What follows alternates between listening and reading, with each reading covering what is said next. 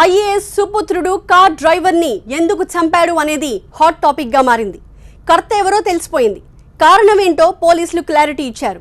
అసహజ లైంగిక సంబంధాల వ్యవహారం తెరపైకొచ్చింది. అయితే పుత్రుడి నిర్వాకంలో అరెస్ట్ అయిన ఐఏఎస్ వెంకటేశ్వరరావు సంచలన ఆరోపణలు చేశారు. ఇది పెద్ద గీతని చిన్న గీత చేసే యత్నమా? డివిరావు ఆరోపణల్లో నిజంగా నిజాలున్నాయా?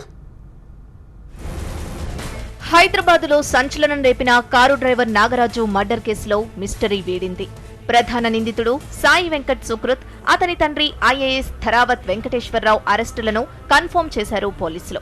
అయితే ఈ కేసులో కొత్త ట్విస్టులు తెరపైకొచ్చాయి. నాగరాజును సుకృత్ ఎందుకు మర్డర్ చేశాడన్న మ్యాటర్ ఇంకా పూర్తిగా రివీల్ కాకముందే కేసుకు కొత్త కలరింగ్ ఇచ్చారు అరెస్ట్ అయిన ఐఏఎస్ డివిరావు. నాగరాజు శవాన్ని తరలించేందుకు తన కుమారుడు సుకృత్ కు సహకరించాడనేది ఐఏఎస్ డివిరావుపై అభియోగం. విచారణలో భాగంగా ఆయన్ని అదుపులోకి తీసుకున్నారు. ఈ క్రమంలోనే అస్వస్థతకు గురైన డివిరావును పోలీసులు యశోద హాస్పిటల్ కు తరలించారు. హాస్పిటల్ బెడ్ పై నుంచి సంచలన ఆరోపణలు చేశారు డివిరావు.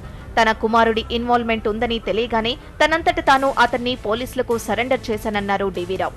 ఐఏఎస్ అని తెలిసి కూడా పోలీసులు తనతో అమర్యాదగా అమానవీయంగా ప్రవర్తించారని ఆరోపించారాయన. నా కొడుకు ఒక యాక్సిడెంటల్ కేసులో ఇన్వాల్వ్ అయ్యానని చెప్పడంతో నా కొడుకును నేను స్వయంగా తీసుకొని జూబ్లీహిల్స్ పోలీస్ స్టేషన్కి వెళ్ళి అప్పచెప్పి నన్ను వెళ్ళిపోమన్నారు. సరే నేను వెళుతుంటే మీరు ఉండండి అని మళ్ళీ అడ్డుపడ్డారు. అట్లా నన్ను 3 రోజులు డిటైన్ చేశారు. ఐఏఎస్ ఆఫీసర్ అనే ట్రీట్మెంట్ లేక నాకు ఒకటే డ్రెస్ మీద వచ్చాను, బట్టలు లేవు నాకు అని చెప్పినా కూడా కమిషనర్ మహేందర్ రెడ్డి ఐపీఎస్ యొక్క రైట్ హ్యాండ్ అట ఈ వెంకటరెడ్డి, ఈయనే అందరినీ బ్లాక్మెయిల్ చేసి ఎక్స్టార్షన్ చేసి డబ్బులు తీసుకెళ్లి మహేందర్ రెడ్డికి ఇస్తాడట. కేసులో తన కుమారుడి ఇన్వాల్వ్మెంట్ నిజమే కానీ తనను ఎందుకు అరెస్టు చేశారనేది డివిరావు ప్రశ్న. శవాన్ని తరలించేందుకు తాను సహకరించాననేది అవాస్తవమని అన్నారాయన. కేసు నుంచి తమను తప్పిస్తామంటూ పోలీసులు డబ్బులు డిమాండ్ చేశారన్నారని, అందుకు ఒప్పుకోకపోవడంతో తనను కేసులో ఇరికించారన్నాడు. జూబ్లీహిల్స్ ఇన్స్పెక్టర్ వెంకటరెడ్డి సహా ఏకంగా హైదరాబాద్ సిపి మహేందర్ రెడ్డిపై సంచలన ఆరోపణలు చేశారు డివిరావు. నా కొడుకు ఇన్వాల్వ్ అయ్యాడని నేను నా కొడుకు తీసుకొని ఇస్తే నేను డబ్బులు ఇవ్వలేదని నన్ను కూడా కేసులో నువ్వు నీ కొడుకు సహాయం చేశావని ఇచ్చాడు. శవాన్ని తరలించడం ఒక్కడి వల్ల సాధ్యమవుతుందా అని ప్రశ్నించారు డివిరావు. తన కుమారుడొక్కడే అపార్ట్మెంట్ పైకి వెళ్లాడు. సీసీటీవీ ఫుటేజ్ చూస్తే అది స్పష్టమవుతుందన్నారు.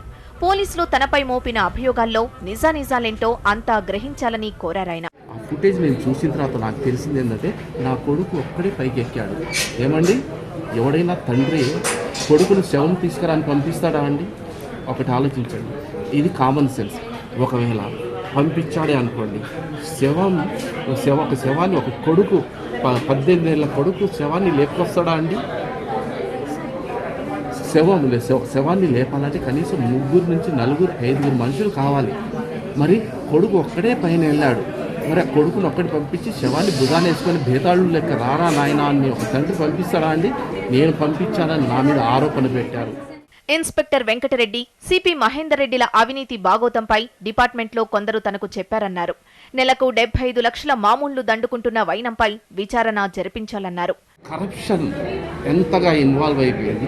డబ్బు ఇవ్వకపోతే ఆ తండ్రి ఒక ఐఏఎస్ ఆఫీసర్ అయినా కూడా ఇన్వాల్వ్మెంట్ లేకపోయినా కూడా ఒక ఐఏఎస్ ఆఫీసర్ ఎదిగిస్తారంటే what about common man, what about ordinary people life in the hands of the few police officers. నేను అదే పోలీస్ స్టేషన్లో చాలామంది మంచి ఆఫీసర్లు ఉన్నారు.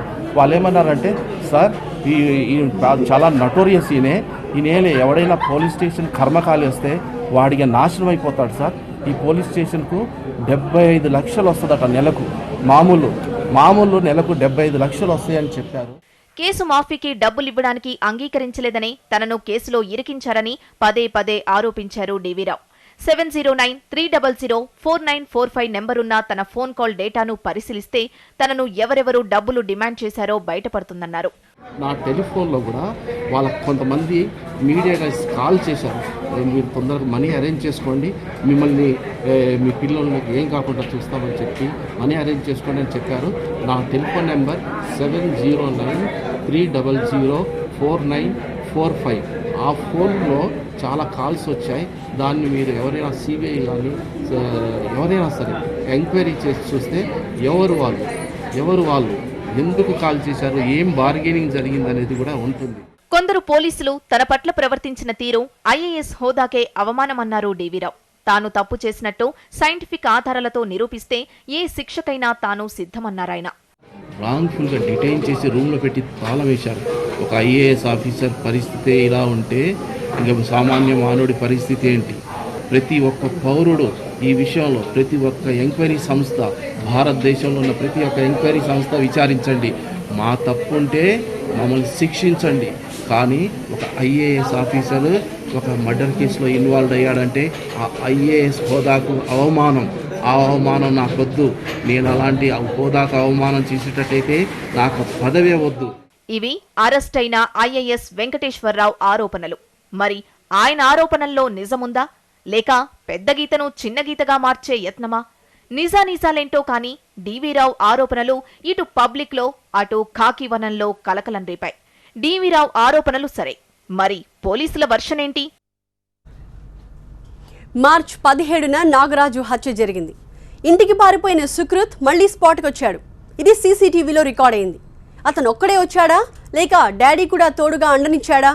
ఈ ప్రశ్నలకు పోలీసులు క్లారిటీ ఇచ్చారు. తండ్రి కొడుకుల ప్రమేయం గురించి క్లియర్ కట్గా చెప్పారు. అరెస్టులు తెరపైకొచ్చాయి.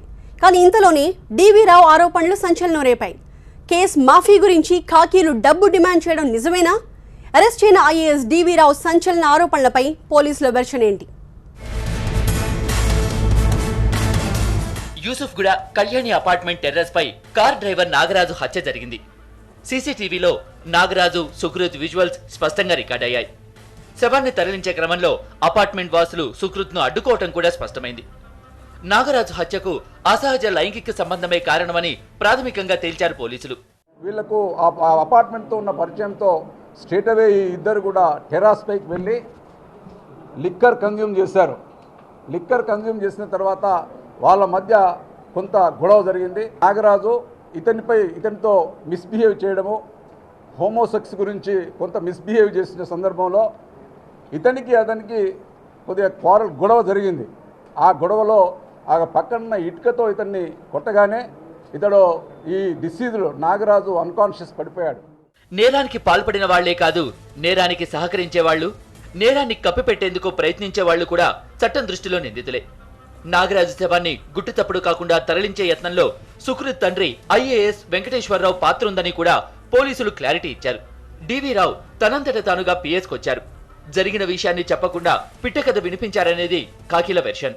బాడీ తీసుకుపోవడానికి వచ్చి ఈ డీవీరావు మరి ఇంకొక వ్యక్తి బయట నిల్చున్నారు. ఈ వెంకట్ మాత్రము టెర్రస్ పైకి వెళ్ళి ఆ బాడీ తీసుకొని వస్తున్న సందర్భంలో అక్కడ కొంత చప్పుడు కాగానే ఆ అపార్ట్మెంట్ వాసి అయిన జానకిరామ్ గారు మరి ఏమో జరుగుతుందని చెప్పి అక్కడికి వచ్చారు. నేను ఇక్కడ కింద అపార్ట్మెంట్లో థర్డ్ ఫ్లోర్లోని అపార్ట్మెంట్కి వచ్చానని చెప్పాడు. అతను థర్డ్ ఫ్లోర్లో కన్ఫర్మ్ చేసుకుంటే థర్డ్ ఫ్లోర్కి సంబంధించిన వ్యక్తి కాదు. ఇతడు క్వశ్చనింగ్ చేస్తున్న సందర్భంలోనే అక్కడ నుంచి అతను పారిపోవడం జరిగింది. మొత్తానికి నాగరాజు మర్డర్ కేసులో మిస్టరీ వీడింది. కానీ ఐఏఎస్ డీవీరావు సంచలన ఆరోపణలతో ఈ కేసు హాట్ టాపిక్ గా మారింది. దర్యాప్తు సంస్థలతో విచారణ జరిపి నిజాలేంటో నిగ్గు తేల్చాలని కూడా డిమాండ్ చేశారు ఆయన. మరోవైపు అరెస్ట్ అయిన ఐఏఎస్ డీవీరావు ఆరోపణలపై స్పందించారు పోలీస్ అధికారులు. కేసు నుంచి తప్పిస్తామని చెప్పి డబ్బులు డిమాండ్ చేశారన్న డీవీరావు ఆరోపణలు అవాస్తవమని అన్నారు వెస్ట్ జోన్ డీసీపీ వెంకటేశ్వరరావు. శవాన్ని తరలించడానికి సహకరించాడనే అభియోగంపై డీవీరావుపై కేసు నమోదు చేశామన్నారు. డీవీరావు చేసిన ఆరోపణలన్నీ కూడా అవాస్తవం, దానిలో ఏమాత్రం నిజం లేదు. ముఖ్యంగా కొడుకు మర్డర్ చేశాడు, ఇతను మాత్రం బాడీ షిఫ్ట్ చేయడంలో సహకరించినాడు, బాడీ షిఫ్ట్ చేయడానికి అడ్వైజ్ చేశాడనేది మాత్రమే మనము అతనిపై ఆరోపణలు చేయడం జరిగింది. ఇతడు వెళ్ళినట్టు మనకు పూర్తి ఆధారాలు ఉన్నాయి. కానీ అక్కడ దొంగ అనగానే అక్కడి నుంచి ఆ కొడుకు ఒకవైపు వీళ్ళు ఒకవైపు పారిపోయి వచ్చినట్టు కూడా మనకు ఎవిడెన్స్ ఉంది. మరి ఆ ఎవిడెన్స్ను బట్టి ఇతనిపై మనము కేసు అనేది నమోదు చేయడం. నాగరాజు మర్డర్ కేసులో దర్యాప్తు పారదర్శకంగా కొనసాగుతుందన్నారు. మరే దర్యాప్తు సంస్థకు అప్పగించాల్సిన అవసరం లేదన్నారు డీసీపీ వెంకటేశ్వరరావు. అది ఏ నంబరో కనుక సెటిల్ చేసుకుని వస్తే చెప్పండి, దాన్ని మేము అనాలిసిస్ చేస్తాము. అది ఆయన మాట్లాడడంలో టోటల్ అబద్ధం అని చెప్పి కేసులో కూడా ట్రాన్స్పరెంట్గా జరిగింది. ఈ కేసులో నా లెవెల్లోనే నిర్ణయాలు తీసుకోవడం జరిగింది.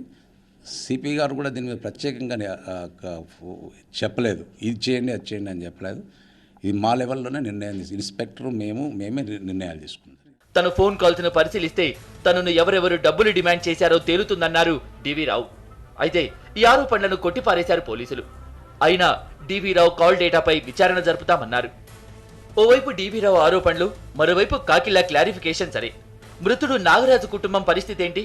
భార్య, 2 చిన్నారులు, అతన్నే నమ్ముకున్న కుటుంబానికి న్యాయం జరిగేదెలా? చెట్టంత మనిషిని పోగొట్టుకున్న ఆ కుటుంబం తల్లడిల్లుతోంది. నిందితులకు కఠిన శిక్ష పడాలంటున్న నాగరాజు కుటుంబ సభ్యుల ఆందోళనకు న్యాయం దక్కుతుందా? ఉప్పు తిన్న పాపానికి ఉసురు తీస్తారా? ఎంత జీతం ఇస్తే మాత్రం జీవితాన్ని బలి తీసుకుంటారా? ఉద్యోగం ఇచ్చిన వాళ్లే నాగరాజు ఉసురు తీయడాన్ని కుటుంబ సభ్యులు తట్టుకోలేకపోతున్నారు. నిందితులను కఠినంగా శిక్షించాలని డిమాండ్ చేస్తున్నారు. మరోవైపు డివి రావు ఆరోపణలు సంచలనం రేపుతున్నాయి.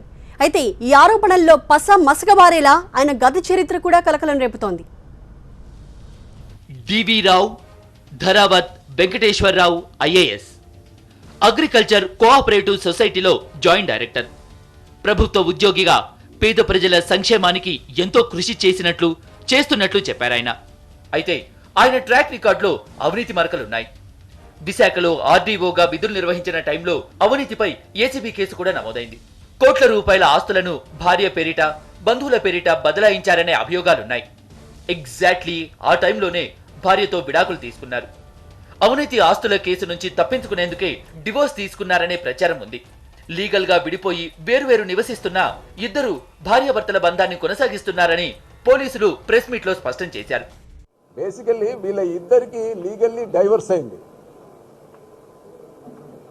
హస్బెండ్ అండ్ వైఫ్ లీగల్గా డైవర్స్ అయింది, కానీ వాళ్ళిద్దరు కలిసే ఉంటారు, యూజువల్గా కలిసి ఉంటారు. గతంలో డివి రావు ఎస్ఐగా పనిచేశారు. ఆ ఎక్స్పీరియన్స్ తో కొడుకుని సేవ్ చేసేందుకు కేసును సైడ్ ట్రాక్ పట్టించారా అనే అనుమానాలు వ్యక్తమవుతున్నాయి. ఐఏఎస్ అనే మర్యాద కూడా లేకుండా తనను గదిలో బంధించి తిండి పెట్టకుండా నీళ్లివ్వకుండా వేధించారనేది డివి రావు ఆరోపణ. ఆయన భార్య కూడా ఇవే ఆరోపణలు చేశారు. ఐఏఎస్ ను ఎలా అరెస్టు చేస్తారంటూ ప్రశ్నించారు. అయితే వాళ్ళిద్దరి విడాకుల వ్యవహారంపై కూడా అనుమానాలున్నాయి. లీగల్ గా విడాకులు పొందిన ఇద్దరు ఆలుమగల అనుబంధాన్ని కొనసాగిస్తున్నారని కాకిలు తేల్చారు. అంటే అవినీతి ఆస్తులను కాపాడుకునేందుకే డివోర్స్ కథ నడిపారా? నాగరాజు మర్డర్ కేసు దర్యాప్తులో డివి రావు ఆరోపణలతో పాటు ఆయన గత చరిత్ర కూడా సంచలనంగా మారింది. ఇప్పుడు మరోవైపు నాగరాజు కుటుంబ పరిస్థితి దైన్యంగా మారింది. సూర్యాపేట జిల్లాకు చెందిన నాగరాజు గత 6 ఏళ్లుగా డివి రావు భార్య దగ్గర కార్ డ్రైవర్ గా పనిచేశాడు. ఎంతో నమ్మకంగా ఉండేవాడు. ఇంత జరిగినా మేడం సార్ అంటూ డివి రావు కుటుంబానికి నాగరాజు కుటుంబం ఎంతో గౌరవం ఇస్తోంది. కానీ జీతమిచ్చిన పాపానికి తన భర్త జీవితాన్ని బలి తీసుకున్నారని వాపోయింది నాగరాజు భార్య. మా ఆయన ఎవరు జోలికి పోడు, ఎవరిని ఏమనడు, ఏదైనా ఉంటే మేమే ఏదైనా చేసుకుంటాం. కానీ సార్ వాళ్ళ దగ్గర మంచి డ్రైవింగ్ చేస్తాడు. నైట్ మొత్తం అన్నం తినకుండా అయినా ఏం చేయకుండా ఎంత తిట్టినా కొట్టించుకుంటాడు, తిట్టించుకుంటాడు. అంత మంచిగా డ్రైవింగ్ చేస్తాడు ఆయన. మస్తు ఉంటాడు ఆయన. సార్ మంచోడు, మేడం మంచోడు, పెద్ద బాబు చిన్న బాబు అందరు మంచోళ్ళనే అంటారు సార్. ఎప్పుడు వాళ్ళు చెడ్డోళ్ళని ఎప్పుడు అనలే సార్. ఎప్పుడు ఎన్ని టైంకి రమ్మంటే అన్ని టైంకి పోయి డ్యూటీ చేసిండు సార్ వాళ్ళ దగ్గర. కానీ వాళ్ళు అట్లాంటి వాళ్ళని అనలే సార్. ఎప్పుడంటే అప్పుడు పోయిండు సార్ నా భర్త. అంత మంచిగా డ్రైవింగ్ చేసిండు. ఆయనకి అంత దారుణంగా చంపాల్సింది అవసరం ఏమొచ్చింది? సుకృతే తన భర్తను చంపాడని, చేసిన నిర్వాకం చాలక తన భర్తపై అభాండాలు వేస్తున్నారని ఆవేదన వ్యక్తం చేశారు నాగరాజు భార్య. నిందితులను కఠినంగా శిక్షించి తమకు న్యాయం చేయాలని కోరారామె. మాకు ఎవరు లేరు, మాకు ఆస్తి ఏం లేదు. చూడండి మా ఇల్లు చూడండి, మేము ఎట్లున్నాం, బాగా బీదోళ్ళం. మాకు ఏదైనా న్యాయం కావాలి. కానీ మా ఆయన కన్నా ఎక్కువ దారుణంగా కావాలి. ఆయన జైల్లో నుంచి బయటికి రావద్దు. ఆయనకి ఈ శిక్ష కావాలి కంపల్సరీ. మాకు ఏదో ఒక న్యాయం కావాలి. ఎంతో స్నేహంగా ఉండే డ్రైవర్ నాగరాజును సుకృత్ ఎందుకు చంపాడు? మద్యం దుకాణాలు, బార్లకు కొదవలేని మహానగరంలో తాగడం కోసం ఓ అపార్ట్మెంట్ టెర్రస్ ను ఎందుకు సెలెక్ట్ చేసుకున్నారు? నాగరాజు సుకృత్ను వేధించాడా? సుకృత్ వికృతానికి నాగరాజు బలయ్యాడా? విచారణలో సుకృత్ ఏం చెప్పాడు? నాగరాజు మర్డర్ వెనుక స్పష్టమైన కారణాలేంటి? అరెస్ట్ అయిన ఐఏఎస్ సంచలన ఆరోపణలతో కేసు మరో టర్న్ తీసుకుంటుందా అనే అంశాలు హాట్ టాపిక్ గా మారాయి.